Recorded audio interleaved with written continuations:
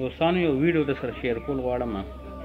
الله پاک چې د یو انسان ته عزت ورکوي که نه، نو بیا الله پاک چې کوم دی د انسانانو څه چې د ځناورو په زړه باندې رحم وکړي او د ځناورو هم هغوی سره چې کوم دی محبت پیدا شي.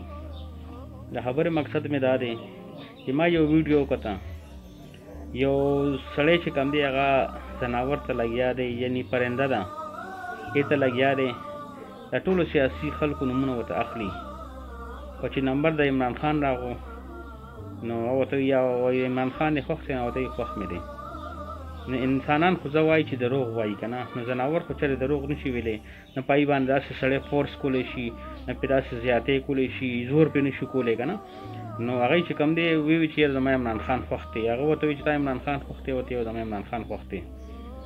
نو عمران خان واقعي چې ښه لیډر دی، صحیح لیډر دی. بس الله پاک زموږ په ملک کې داسې رحم دل د عمران خان لیډر راولي چې زموږ د غریب عوامو څخه خدمت وکړي. ولې چې زموږ ډېر خشته ملک دی، حکمرانو ته صحیح نه میلاویږي.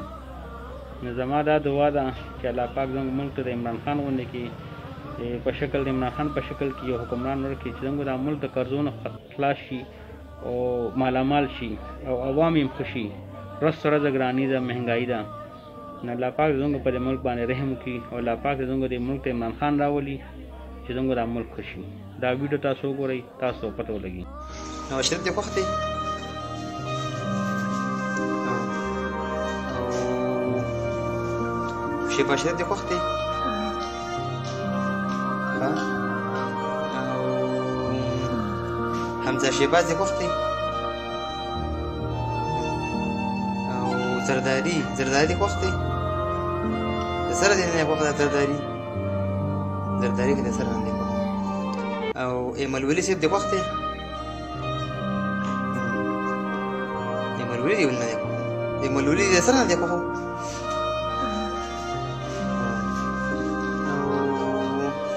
او بلاول بټو دې خوښ دی. هله بلاول بټ ټیم نه دی خوښ.